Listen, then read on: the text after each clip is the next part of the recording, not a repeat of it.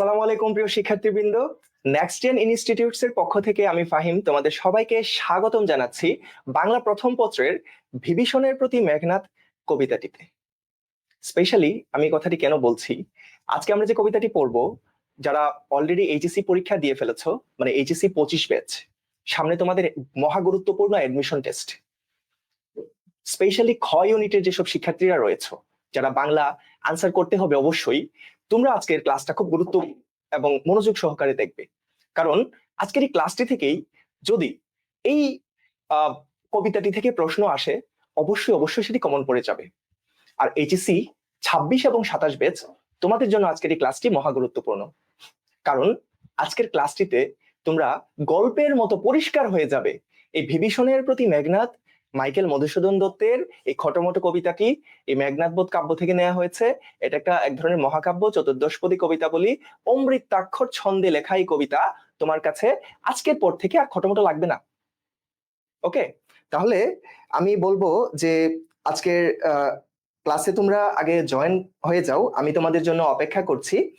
তোমরা সবাই দলে দলে জয়েন করো, আর যাদের কাছে এই কবিতাটি কঠিন লাগে তাদেরকে একটু মেনশন করে দাও, তাদের সাথে একটু শেয়ার করে দাও আজকের এই ক্লাসটি। কেননা আজকের এই ক্লাসটি তুমি খুব সহজে বুঝতে পারবে। এইটা তোমার কাছে কবিতা অংশের পদ্যাংশের সব থেকে সহজ কবিতা মনে হবে আজকের পর থেকে। ঠিক আছে, আজকের পর থেকে এটা সব থেকে সহজ মনে হবে। এই কবিতাটা আজকের পর থেকে তোমরা আর ভুলবা না, অন্তত এটা আমি বিশ্বাস করি। সো আমি আরো কিছুক্ষণ সময় অপেক্ষা করছি, তোমরা যুক্ত হয়ে যাও। হ্যাঁ, অনেকেই যুক্ত হয়ে যাচ্ছ। আচ্ছা, হ্যাঁ, আরেকটু আমরা অপেক্ষা করি, তোমরা ক্লাসটিতে যুক্ত হয়ে যাও। আমরা আরো কিছু সময় অপেক্ষা করি। আমাদের সাথে এখন পর্যন্ত 7 জন শিক্ষার্থী তোমরা যুক্ত আছো। আমরা চেষ্টা করব যে যত বেশি সংখ্যক শিক্ষার্থী আমাদের সাথে আজকে যুক্ত হবে, তত আমাদের ক্লাসটা আজকে ডাইনামিক হবে। আমার আজকে আগ্রহ আরো বেশি বেড়ে যাবে খুব চমৎকার ভাবে এই পদ্ধতি তোমাদেরকে শেষ করিয়ে দেওয়ার জন্য। আমরা খুব চমৎকার ওয়েতে আমরা একদম গল্পের মতো করে আজকে এটা পড়বো, এবং এইটা কবিতা অংশের সব থেকে সহজ একটা কবিতা। যাদের কাছে এটা কবিতাংশের কঠিন কবিতা মনে হতো, আজকের পর থেকে আমরা বিশ্বাস করব যে এটা কোনো কঠিন কবিতা নয়, এটা খুব সহজ একটা কবিতা আজকের পর থেকে তোমাদের মনে হবে, এই বিভীষণের প্রতি মেঘনাদ। ঠিক আছে, এটা খুব ইজি একটা কবিতা, এটা আমরা শুরু করে দিব।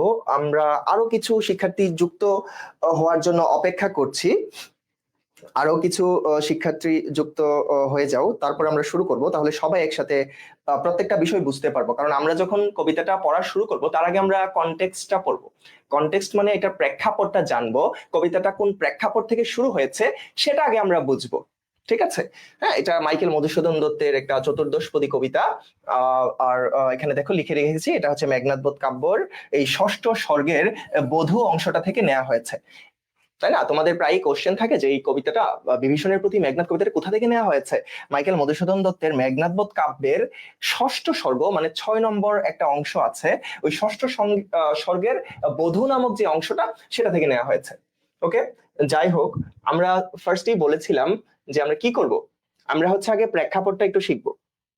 আমরা প্রেক্ষাপটটা জানার চেষ্টা করব। আমরা চাইবো যে আরো শিক্ষার্থী তোমরা যুক্ত হয়ে যাও, তাহলে আমরা ক্লাসটা শুরু করতে পারবো। ঠিক আছে, আমরা প্রেক্ষাপটটা জানাটা খুবই গুরুত্বপূর্ণ। প্রেক্ষাপটটা আমাকে জানতে হবে, আর প্রেক্ষাপটটা যেহেতু আমাকে জানতে হবে যে আসলে কিভাবে কবিতাটা কোন প্রেক্ষাপটে শুরু হয়েছে, আর কবিতায় আসলে কারা কারা কথা বলছে, তাদের বংশ পরম্পরাটা জানা আমার জন্য একটু গুরুত্বপূর্ণ। ঠিক আছে, তাদের বংশ পরম্পরাটা একটু গুরুত্ব দিয়ে আমাকে জানতে হবে। তো যারা প্রথম থেকে জয়েন করবা না, তাদের জন্য পরবর্তীতে একটু কঠিন হয়ে যাবে, হ্যাঁ, বুঝাটা যে আসলে প্রথমে আমি কাদের সম্পর্কে কথা বলেছি। তো এই জন্য আসলে আমি একটু সময় ক্ষেপণ করছি যে আরো বেশি সংখ্যক শিক্ষার্থী, হ্যাঁ আমি দেখতে পাচ্ছি অনেকেই যুক্ত হয়ে যাচ্ছ। তোমাদেরকে সবাইকে অসংখ্য ধন্যবাদ এবং স্বাগতম। শেখার নতুন দিগন্তে তোমাদের সবাইকে স্বাগতম জানাচ্ছি। তোমরা অবশ্যই আজকে নতুন কিছু শিখতে পারবা, নতুন ভাবে আজকে এই বিভীষণের প্রতি মেঘনাদ কবিতাটি তোমরা শিখতে পারবা। ঠিক আছে, হ্যাঁ, প্রায় 20 জন শিক্ষার্থী যুক্ত হয়ে গেছো। হ্যাঁ, যারা সালাম দিয়েছো, ওয়ালাইকুম আসসালাম। তোমরা হচ্ছে তাহলে তোমাদের ফ্রেন্ডদের সাথে একটু শেয়ার করে দাও। ওকে, আমি বলবো যে একটু শেয়ার করে দাও প্লিজ। যারা হচ্ছে এই কবিতাটা যাদের কাছে কঠিন লাগে, এবং এটা তো সবার আছে, সায়েন্স, কমার্স, আর্টস, প্রত্যেকটা বিভাগের শিক্ষার্থীকে এটা পড়তে হবে এইচএসসির জন্য, তাই না? সবাইকে শেয়ার করে দাও। আর এইচএসসি যারা অলরেডি পরীক্ষা দিয়ে ফেলেছো, অ্যাডমিশন ক্যান্ডিডেট যারা আছো, তারা আজকে ক্লাসটি করতে পারো, কারণ তোমাদের অ্যাডমিশন থেকে কিন্তু, অ্যাডমিশনে কি হয়, বাংলা গদ্য পদ্য থেকে কিন্তু কোশ্চেন হয়, তাই না? এমসিকিউ হয়, সিকিউ চলে আসতে পারে। সিকিউ মিন্স আমি বলতে চাচ্ছি যে লিখিত অংশ কিন্তু চলে আসে পরীক্ষায়, তাই না? ঢাকা বিশ্ববিদ্যালয়ে তো লিখিত অংশ আছে। সো কবিতাটা খুব হেল্পফুল হবে আজকে এটা তোমাদের জন্য। তাহলে আর সময় ক্ষেপণ না করি, চলো আমরা আজকের ক্লাসটা শুরু করি। ঠিক আছে, আমাকে প্রথমেই বুঝতে হবে, এই ক্লাসটা যখন আমরা শুরু করব দেখবা যে বিভীষণের প্রতি মেঘনাদ, এখানে প্রথমেই কথা বলা আছে, আমরা একটু আগে এখানে দেখেছি, রাইট, যে বিভীষণের প্রতি মেঘনাদ। তো আসলে এখানে বিভীষণই বা কে, বা মেঘনাদই বা কে, এটা তো আগে বুঝতে হবে, তারপর না আমি আসলে কবিতা প্রপারলি ভালো করে বুঝবো, তাই না? তাহলে আমরা চলো দেখি যে আসলে বিভীষণ কে, এই মেঘনাদ কে। দেখো, এই কবিতাটা আসলে রামায়ণ থেকে নেওয়া হয়েছে, তাই না? রামায়ণের কাহিনী অনুসরণ করে মাইকেল মধুসূদন দত্ত কবিতাটি রচনা করেছেন, এবং উনি একটা যুগান্তকারী পরিবর্তন করেছেন এই কবিতায়। উনি কি করেছেন জানো? উনি হচ্ছে, যারা বিশেষত তোমার দেখো, রামায়ণের কাহিনীতে কি হয়, রাম লক্ষণ তারা থাকে হচ্ছে নায়ক, এবং এই যে বিভীষণ, তারপরে হচ্ছে রাবণ, কুম্ভকর্ণ, শূর্পণখা, তারা কিন্তু থাকে খলনায়ক, তারা থাকে ভিলেন।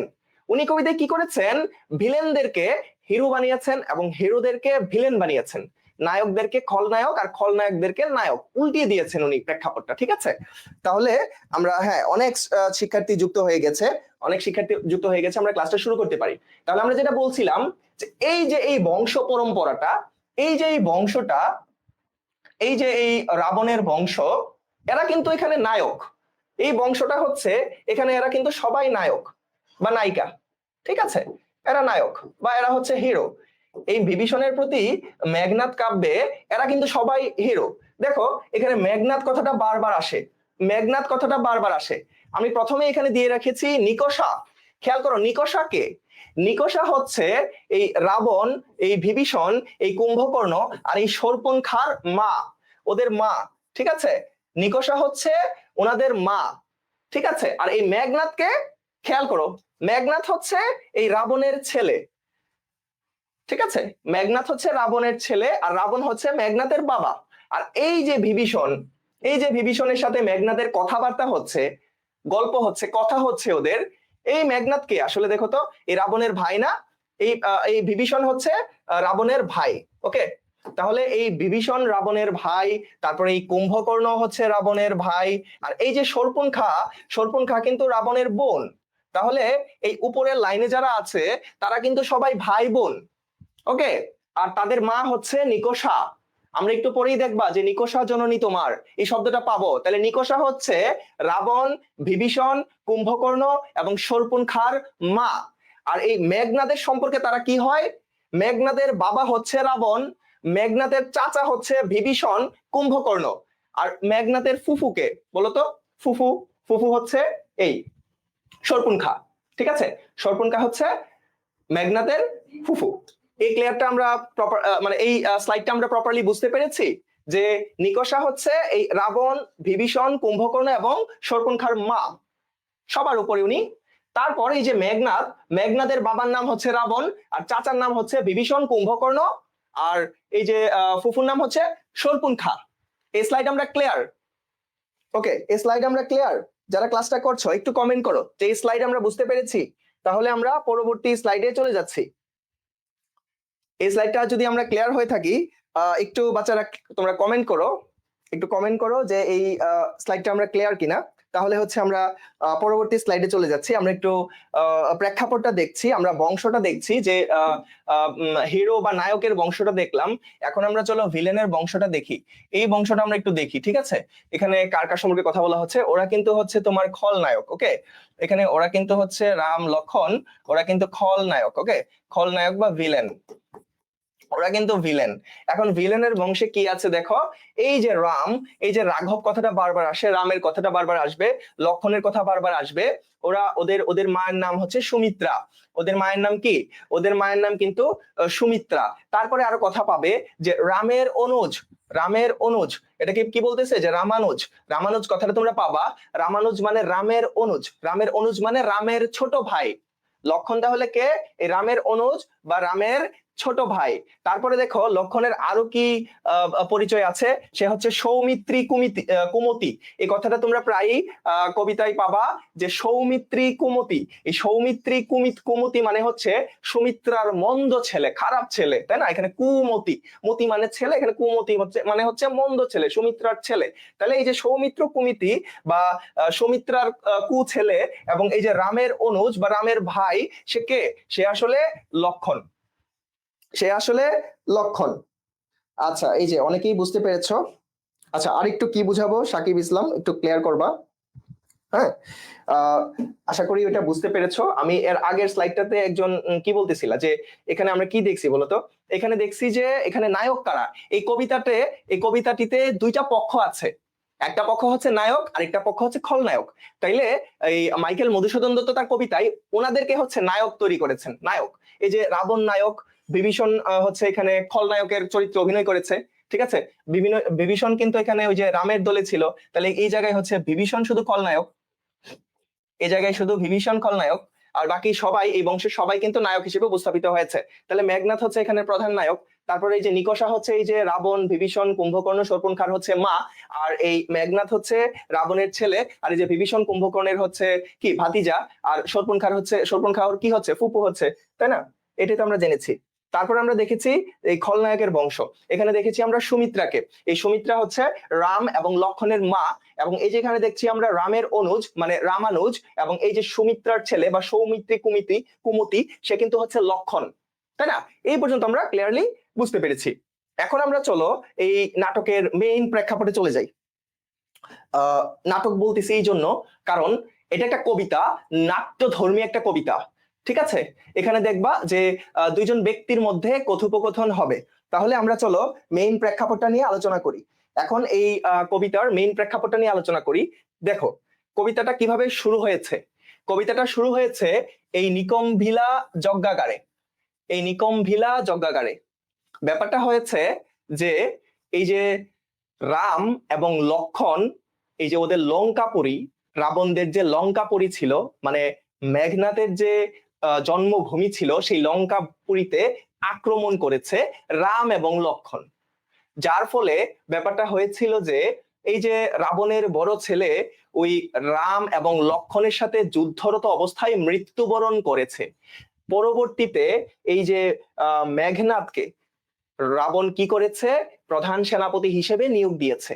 এখন মেঘনাথ তো যুদ্ধে যাবে, তো সে যুদ্ধে যাওয়ার আগে সে মেইনলি এই অগ্নি দেবতা বৈশ্বানরের পূজা করে। এই মেঘনাথ অগ্নি দেবতা বৈশ্বানরের পূজা করে তারপর সে যুদ্ধে যাওয়ার প্রস্তুতি নিচ্ছিল। এরকম একটা প্রেক্ষাপট। আমাদের কবিতাটা শুরু হয়েছে নিকমবিলা যজ্ঞাগার। যজ্ঞাগার মানে হচ্ছে একটা প্রার্থনালয়, যেখানে প্রার্থনা করে। কে প্রার্থনা করছে? মেঘনাথ প্রার্থনা করছে বা পূজা করছে। মেঘনাথ কার পূজা করছে? অগ্নি দেবতা বা বৈশ্বানরের পূজা করছে। মেঘনাথ এখানে অগ্নি দেবতা বা বৈশ্বানরের পূজা করছে, ঠিক আছে? এটা প্রায় কোশ্চেনে আসে এমসিকিউতে, ক নম্বরের প্রশ্নে, যে মেঘনাথ হচ্ছে কার পূজা করছিল। এখানে দেখো অগ্নি দেবতা বা বৈশ্বানরের পূজা করছিল। তখন যেটা হয়েছে, এই যে এই নিকমভিলা যজ্ঞাগারের যে দরজা, এই দরজাতে বিভীষণ দাঁড়িয়েছিল, এবং এই যে মেঘনাথের সামনে এখানে দাঁড়ায় ছিল হচ্ছে লক্ষণ। মেঘনাথের সামনে এখানে লক্ষণ দাঁড়ায় আছে কি নিয়ে? অস্ত্র নিয়ে। এই লক্ষণ অস্ত্র নিয়ে দাঁড়িয়ে আছে। মেঘনাথের সামনে লক্ষণ হচ্ছে অস্ত্র নিয়ে দাঁড়িয়ে আছে, কিন্তু মেঘনাথ তো পূজারত অবস্থায়, তার হাতে তো অস্ত্র নেই, সে তো পূজা করছিল। সেই মুহূর্তে সে আবার বিভীষণকে দেখতে পেল যে দরজা আটকায় রাখছে। এই যে সে দরজা ভেদ করে পরবর্তীতে যে অস্ত্র নিয়ে আসবে, সেই সুযোগটা ছিল না, কারণ লক্ষণটাকে কি অলরেডি সামনে থেকে ঘিরে রেখেছে। তো এই প্রেক্ষাপটটাতে আমাদের এই কি কবিতাটা শুরু হয়। তাহলে চলো আমরা কবিতা পড়া শুরু করে দেই। কবিতা পড়ার আগে আমাকে জানতে হবে যে এই বিভীষণের প্রতি মেঘনাথ কবিতাটি প্রধানত অক্ষরবৃত্ত ছন্দে রচিত। এই অক্ষরবৃত্ত ছন্দটাকে এই তোমাদের বইয়ে বলা আছে, এখানে স্পেশাল যে ছন্দটা ইউজ করেছে মাইকেল মধুসূদন দত্ত, সেটাকে বলতেছে অমৃতাক্ষর ছন্দ। এই অক্ষরবৃত্ত ছন্দটা ছিল এখানে বেসিক্যালি অমৃতাক্ষর ছন্দ, ঠিক আছে? বেসিক্যালি এটা অমৃতাক্ষর ছন্দ। হ্যাঁ, অক্ষরবৃত্ত ছন্দই অক্ষরবৃত্ত ছন্দের একটা বিশিষ্ট রূপ হচ্ছে অমৃতাক্ষর ছন্দ। ওকে, তো এটা হচ্ছে যে একটু আগেও বলেছি মেঘনাদ বধ কাব্যের বধূ নামক অংশের ষষ্ঠ সর্গ থেকে নেওয়া হয়েছিল। তাহলে আমরা আমাদের আজকের কবিতায় চলি। ওকে, আসল পড়া শুরু করি। সবাই একটু মনোযোগ দাও, আমরা আসল পড়াই চলে আসছি। যে বিভীষণের প্রতি মেঘনাদ, এখানে দেখো মাতৃভূমির রক্ষার্থে আত্মত্যাগ আমরা দেখব। কার আত্মত্যাগ দেখব? আমরা হচ্ছে মেঘনাদের আত্মত্যাগ দেখব। এই মেঘনাদের আত্মত্যাগ আমরা দেখব। চলো, ওই যে তোমাদের কাহিনী বলছিলাম মনে আছে, যে নিকুম্বিলা যজ্ঞাগারে হচ্ছে আটকে রাখছে কে? নিকুম্বিলা যজ্ঞাগারের দরজায় দাঁড়ায় আছে কে? নিকুম্বিলা যজ্ঞাগারের দরজায় কিন্তু মেঘনাদ দাঁড়ায় আছে, তাকে ঘিরে ফেলছে হচ্ছে লক্ষণ। এই পরিস্থিতিতে মেঘনাদ এই বিভীষণকে লক্ষ্য করে কিছু কথা বলছে। চলো আমরা শুনি কি কথা বলতেছে উনি। এতক্ষণে অরিন্দম কহিলা বিষাদে। এই অরিন্দম হচ্ছে এই মেঘনাদ, ঠিক আছে? অরিন্দম মানেই হচ্ছে মেঘনাদ। অরিন্দম বলতে এখানে মেঘনাদের আরেক নাম। তাহলে এতক্ষণে অরিন্দম কহিলা বিষাদে, বিষাদ মানে কি? কষ্টে। তাহলে অরিন্দম কষ্ট পেয়ে বলতেছে, কি বলতেছে? যে জানিনু কেমনে লক্ষণ আসি পশিল রক্ষপুরে। অর্থাৎ এই যে মেঘনাদ খুব অবাক হয়েছে যে এতক্ষণে আমি বুঝতে পারছি যে কিভাবে এই লক্ষণ এই লঙ্কাপুরীতে চলে আসছে। আমি তো ব্যাপারটা এতক্ষণে বুঝছি। কেমনে বুঝছে এতক্ষণে ব্যাপারটা? এই যে সে হচ্ছে ইয়াকে দেখছে, বিভীষণকে সে হচ্ছে দরজায় দেখছে, যে তার দরজা আটকে রাখছে, আবার লক্ষণ হচ্ছে তার সামনে চলে আসছে। তো সে অবাক হয়েছে এই বিভীষণকে দেখে। তো তাহলে সে বলতেছে যে এই বিভীষণকে লক্ষ্য করে মেঘনাদ বলতেছে, আরে এতক্ষণে আমি ব্যাপারটা বুঝছি যে কিভাবে এই লক্ষণ এই লঙ্কাপুরীতে আসছে। ব্যাপারটা তো আমি এতক্ষণে বুঝতে পারছি। দেখো তোমাদের জন্য এখানে আমি এটা প্রত্যেকটা লাইন বাই লাইন আমি কি করেছি, এক্সপ্লেনেশন বা ব্যাখ্যার ব্যবস্থা রেখেছি। দেখো বিষাদ মানে আমরা এখানে দুঃখ, আর এই যে আপন চাচা বিশ্বাসঘাতকতা করেছে, কারণ তার চাচা তার বিপক্ষে এই যে লক্ষণকে তার এলাকায় ঢুকতে দিয়েছে তাকে হত্যা করার জন্য। এই জন্য সে খুব কষ্ট পেয়ে এবং খুব অবাক হয়ে এই এই মানে উক্তিটি সে করেছে যে এতক্ষণে অরিন্দম কহিলা বিষাদে, জানিনু কেমনে লক্ষণ আসি পশিল রক্ষপুরে। তাহলে এখানে দেখো জানিনু মানে কি? জানলাম, মানে বুঝলাম। কি বললাম? যে তোমাদেরকে বললাম না যে এতক্ষণে না বুঝলাম ব্যাপারটা যে লক্ষণ কিভাবে এই লঙ্কাপুরীতে চলে আসছে। ঠিক আছে, এই যে কেমনে আসি লক্ষণ পশিল, এখানে পশিল মানে হচ্ছে প্রবেশ করলো। এগুলা কিন্তু তোমাদের শর্ট কোশ্চেনে আসে, এমসিকিউতে আসে। ঠিক আছে, এই পশিল মানে কি? যে কিভাবে প্রবেশ করলো সে বুঝছে। মানে এখানে বিভীষণের সহায়তাই তো লক্ষণ আসছে, বিভীষণই তো লক্ষণকে হেল্প করেছে এই লঙ্কাপুরীতে প্রবেশ করার জন্য, কারণ সে তো বিশ্বাসঘাতক, সে মীর জাফর। ঠিক আছে, এখানে বিভীষণ কিন্তু মনে রাখবা মীর জাফর। ওকে, তারপরে দেখো হাই তাত উচিত কি তব।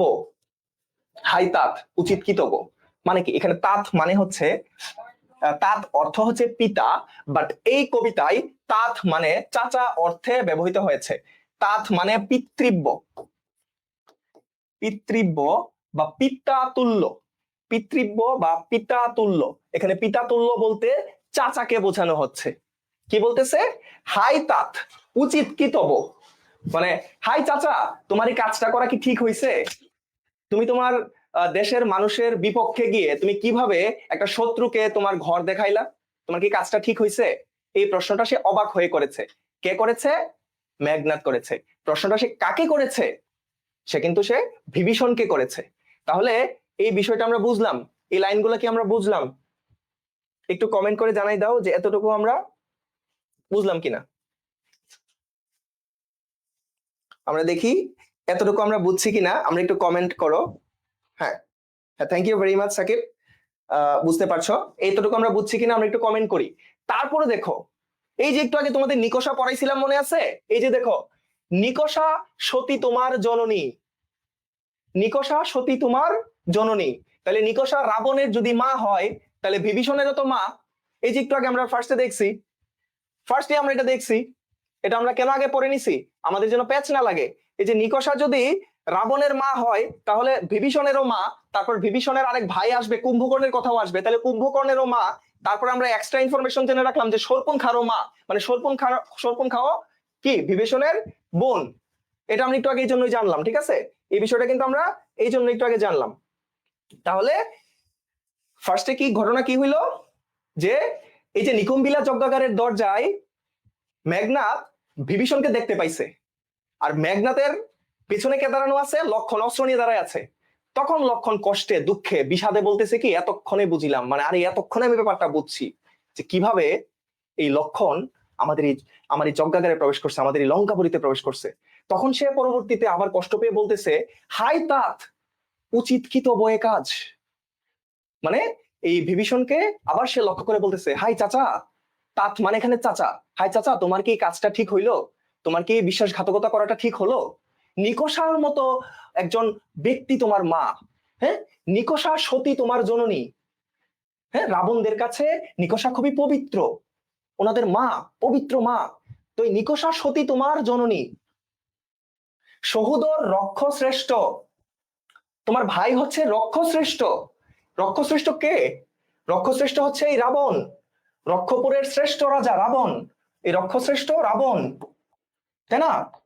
এখানে রাবণ হচ্ছে রাক্ষসদের শ্রেষ্ঠ রাজা। তাহলে এটা বলতেছে মেঘনাদ তার চাচাকে, এটা বলতেছে বিভীষণকে যে নিকষা সতী তোমার জননী, সহুদর রক্ষশ্রেষ্ঠ, তোমার ভাই হচ্ছে রাক্ষসদের সেরা, শুলি শুম্ভনিভ কুম্ভকর্ণ। তাহলে শুলি শুম্ভনিভ কুম্ভকর্ণকে, ওই যে একটু আগে আমরা পড়লাম কুম্ভকর্ণ, মনে আছে? আবার আমি তোমাদেরকে রেফারেন্স দিয়ে দিচ্ছি, দেখো একটু আগে এই যে কুম্ভকর্ণ পড়লাম, কুম্ভকর্ণ কে তাইলে? কুম্ভকর্ণ বিভীষণের ভাই, কুম্ভকর্ণ কিন্তু বিভীষণের ভাই, তাই না? তাহলে আমরা এখানে দেখলাম যে কুম্ভকর্ণ বিভীষণের ভাই, তারপর আমরা দেখলাম যে এই যে রক্ষশ্রেষ্ঠ বা এই যে রাবণ, রাবণও কিন্তু কি বিভীষণের ভাই। তার মানে এখানে দেখো মেঘনাদ তার বংশের পরিচয় তুলে ধরতেছে যে তুমি এই বিশ্বাসঘাতকতা কিভাবে করলা, নিকষা তোমার মা, সহুদর তোমার রক্ষশ্রেষ্ঠ, মানে রাবণ হচ্ছে রক্ষশ্রেষ্ঠ, আবার কিভাবে শুলি শুম্ভনিব কুম্ভকর্ণ। দেখো এই শুলি শুম্ভনিব কথাটার অর্থ শিবের মতো অস্ত্র বা শুল আছে যার, তাহলে কুম্ভকর্ণের শিবের মতো একটা শুল বা অস্ত্র আছে। ওকে, তাহলে এই কুম্ভকর্ণ হচ্ছে একজন মানুষ। সে কে? সে হচ্ছে রাবণের ভাই, সে হচ্ছে বিভীষণের ভাই। এতটুকু আমরা বুঝলাম। দেখো ভাতৃপুত্র বাসব জয়ী, ভাতৃপুত্র কে? সে নিজে, মেঘনাদ নিজে। এই ভাতৃপুত্র হচ্ছে মেঘনাদ নিজে, মেঘনাদ নিজেই নিজের কথা বলতেছে যে ভাতৃপুত্র তোমার বাসব জয়ী। বাসব জয়ী কি? এই যে দেবতাদের রাজা ইন্দ্রকে জয় করেছে বা ইন্দ্রজিৎ, এই বাসব জয়ী হচ্ছে দেবতাদের রাজাকে সে জয় করেছে। মেঘনাদ দেবতাদের রাজার সাথে যুদ্ধ করে দেবতাদের রাজার সাথে সে জয়লাভ করেছে, এই জন্য তাকে ইন্দ্রজিৎ বলা হয়। তাহলে ইন্দ্রজিৎটাকে, ইন্দ্রজিৎটাও কিন্তু এখানে মেঘনাদ। তাহলে তোমার এত উচ্চ বংশ, এই উচ্চ বংশের একজন ব্যক্তি হয়ে, রাক্ষস হয়ে তুমি কিভাবে কিভাবে এই বিশ্বাসঘাতকতা করলে? কে বলতেছে? মেঘনাদ বিভীষণকে লক্ষ্য করে এই কথাগুলা বলতেছে, কষ্টে দুঃখে রাগে। এখন আসো আমরা নেক্সট স্লাইডে চলে যাই। এখন কি বলতেছে? নিজ গৃহতাত দেখাও তস করে। তাত মানে আমরা কি বলছিলাম একটু আগেই?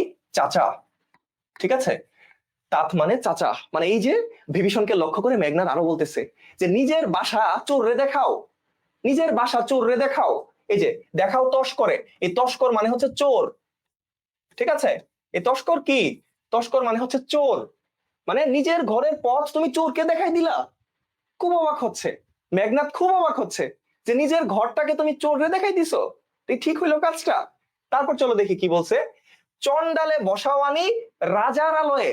এই চন্ডালকে, চন্ডাল হচ্ছে চারাল বা নিম্ন শ্রেণীর মানুষ। হিন্দু সম্প্রদায়ের যে নিম্ন শ্রেণী রয়েছে, ওই নিম্ন শ্রেণীর মানুষদেরকে বোঝাতে চন্ডাল ব্যবহার করা হইতেছে। তাহলে এই নিম্ন শ্রেণীর মানুষকে তুমি রাজার আসনে আইনা বসাচ্ছ। হ্যাঁ, এই যে দেখো নিচু শ্রেণীর লোককে রাজার আসনে বসিয়ে দিয়েছো, কাজটা কি ঠিক হলো? এই চোরের মতো একটা লোক যে নিম্ন শ্রেণীর, তাকে তুমি মানে এই রাজার আসনে বসাই দিলে। অবাক হয়ে মেঘনাদ বিভীষণকে বলতেছে। তারপরে চলো দেখি কি হয়েছে।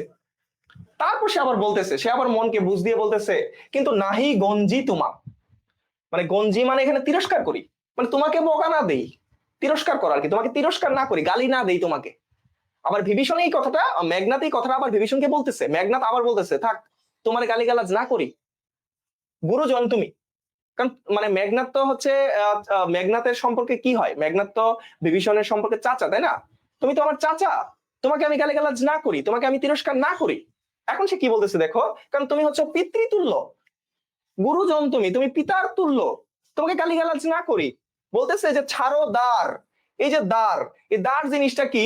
ওই যে দরজা, এখানে দ্বার মানে হচ্ছে দরজা। ওই যে নিকুম্বিলা যজ্ঞাগারের দরজার সামনে দাঁড়াই ছিল, কাহিনীটা একটু রিকল করো, একটু স্মরণ করো, কোথায় পড়ছিলাম আমরা এটা, কোথায় দেখছিলাম? এই যে এই যে এই যজ্ঞাগারের দরজা, দরজা বা এই যে দ্বারে, এই দ্বারে হচ্ছে বিভীষণ দাঁড়ায় আছে।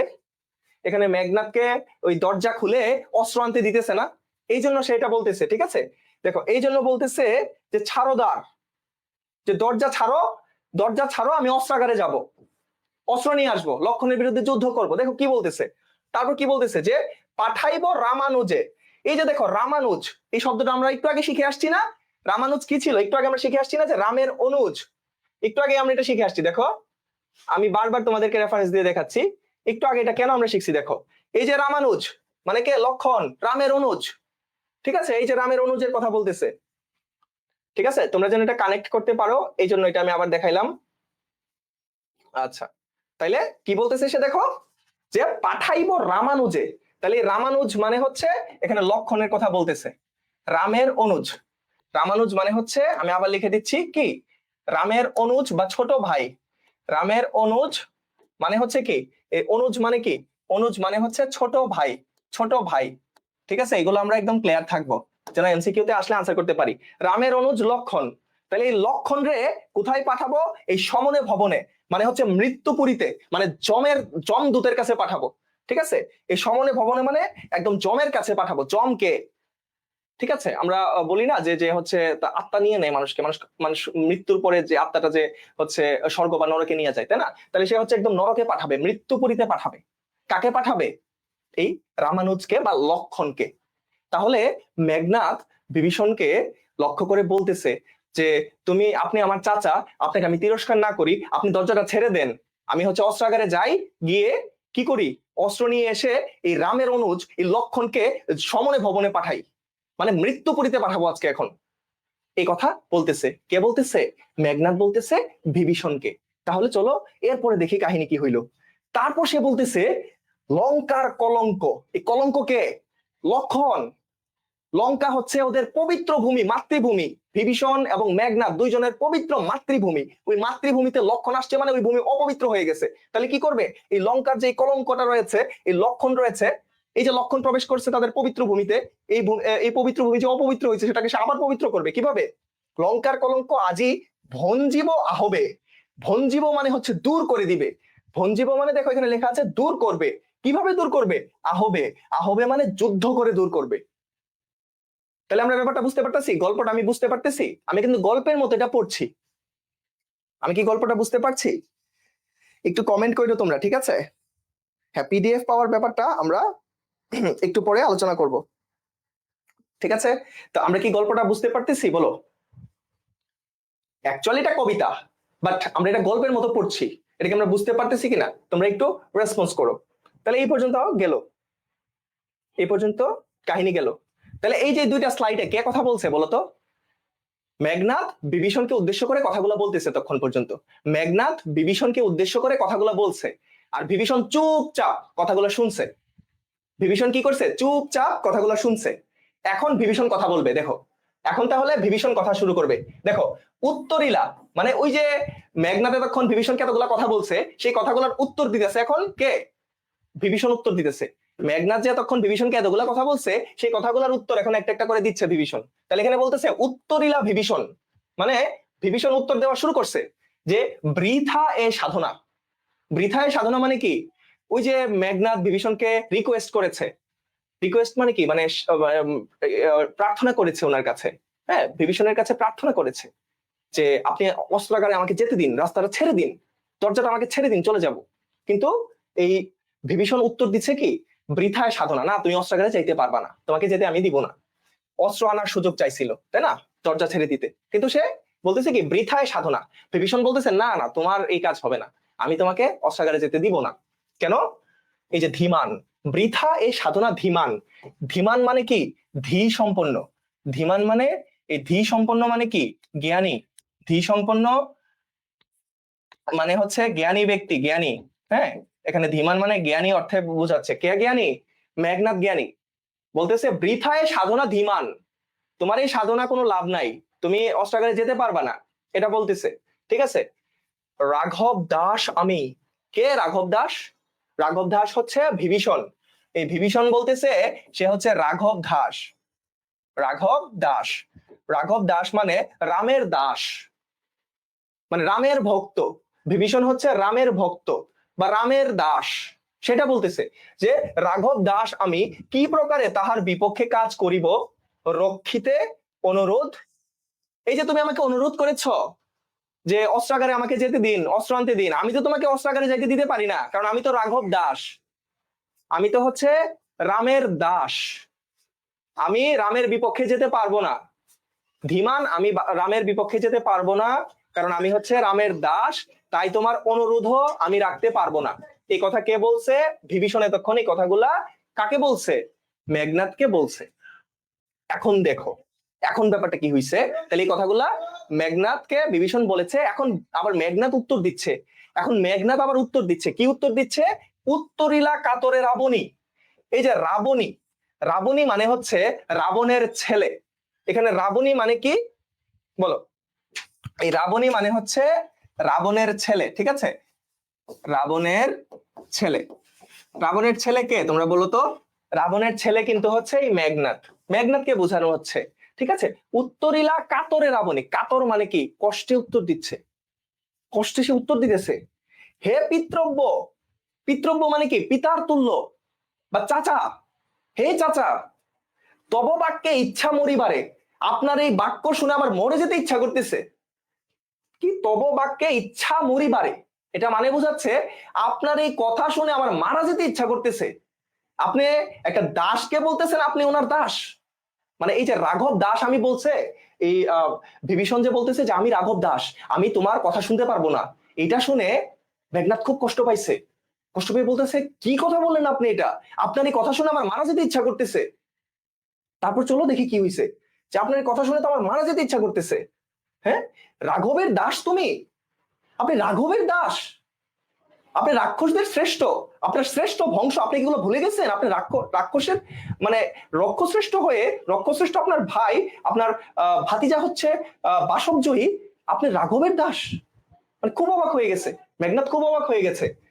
কেমনে ও মুখে আনিলে কথা, আপনি মুখ দিয়ে কথা উচ্চারণ করলেন কিভাবে? এই কথা বলতেছে যে আপনি মুখ দিয়ে কথাটা উচ্চারণ করলেন কিভাবে। তারপর চলো দেখি কি বলতেছে।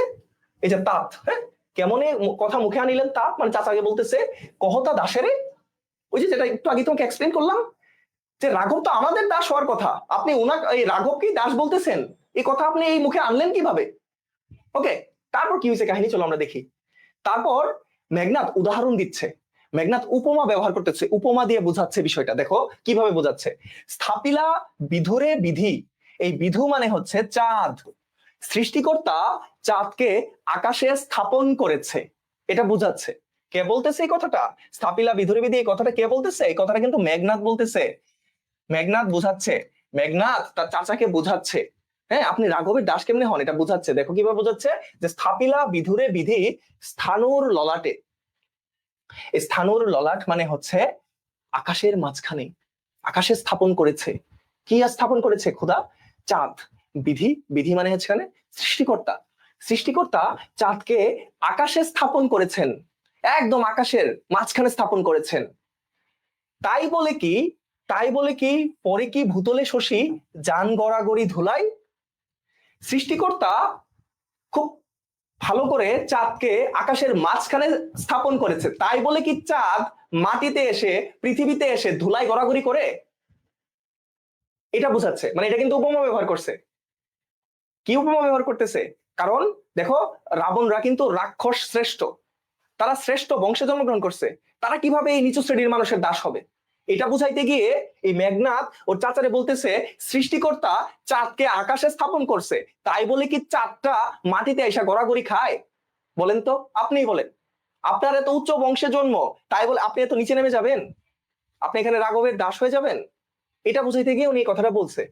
ঠিক আছে, এই কথাটা বলছে কি, যে স্থাপিলা বিধুরে বিধি স্থানুর ললাটে, পরে কি ভূতলে শশী যান গড়াগড়ি ধুলোই।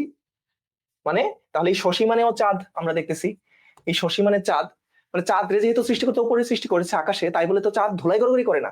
তারপর আবার বলতেছে দেখো, হে রক্ষরথী। এই রক্ষরথী কে? এই রক্ষরথী হচ্ছে বিভীষণ। বিভীষণকে রক্ষরথী বলা হচ্ছে আবার। হে রক্ষরথী, ভুলিলে কেমনের কে তুমি? হে রক্ষরথী, আপনি কেমনে ভুললেন? আপনি কে? জনম তব কোন মহাকুলে। এই যে উঁচু বংশ, কি বারবার বলতেছিলাম, রাক্ষসদের শ্রেষ্ঠ বংশে মেঘনাদদের জন্ম, বিভীষণদের জন্ম, রাবণদের জন্ম রাক্ষসদের শ্রেষ্ঠ বংশে। এই শ্রেষ্ঠ বংশের মানুষ হয়ে আপনি কিভাবে এই কথা বলতে পারতেছেন যে আপনি নিচু শ্রেণীর মানুষের আপনি দাস? তারপর চলো দেখি আমাদের কাহিনী কোথায় যায়। তারপর চলো কি বলে আহ বিভীষণ কি বলে সেটা আমরা একটু পরে দেখি। কেবা সে অধম রাম, কেবা সে অধম রাম, মানে তাচ্ছিল্যের সাথে বলতেছে, তাচ্ছিল্য। মেঘনাদ এখানে তাচ্ছিল্য বলে তার চাচারে বলতেছে, এই রামটা আবার কে?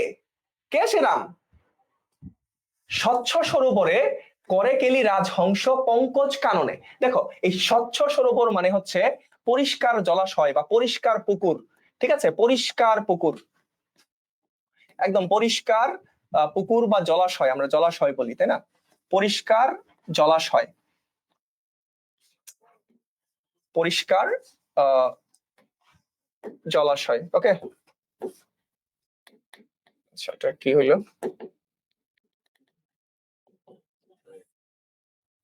আচ্ছা এটা কি সমস্যা হয়েছে?